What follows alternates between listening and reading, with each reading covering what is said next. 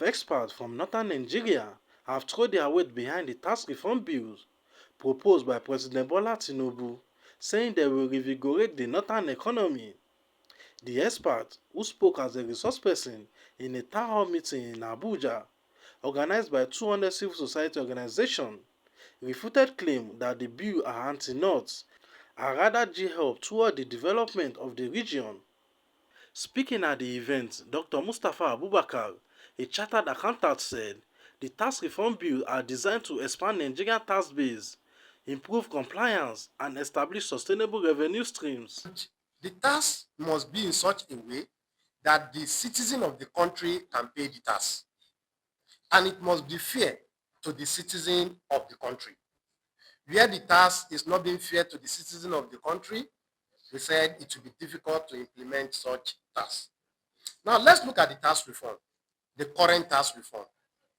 The current tax reform was proposed by President Bola Ahmed Tinubu as of last year, August 2023, 2 months after his resumption into office.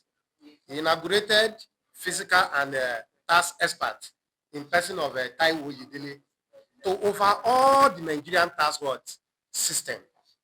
This overhauling makes them to present 4 bills to the National Assembly. And the 4 bills to National Assembly are Nigerian tax bill for the revenue collection, tax administrative bill, and Nigerian Revenue Service Establishment Bill. This Nigerian Revenue Establishment Bill will now be the one that will replace the Federal Inland Revenue Service.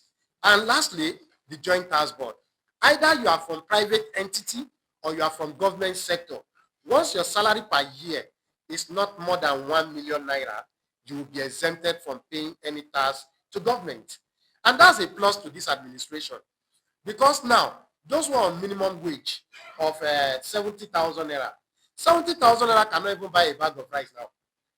By you telling somebody any 70,000 naira to be paying tax, it means you want to push the person to work. And you want to increase crime rate in the country. That's why the current tax bill have said these poor people should be exempted from paying tax. Tax reform, or tax in particular, is not a new thing. It's something that has been there since before independence, from the colonial era, even before the colonial era. As somebody who came from a rural community, I can still remember in those years in the 80s, in our villages, when the Dagachis, the Sarakis, the emirs will impose tax on each and every household.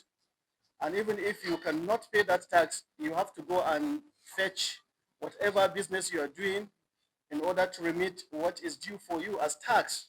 This tax reform should accommodate or try to expunge from the luxury item list the items that have ceased to be luxury. They were luxury, yes, but as we speak today, they are no longer luxury.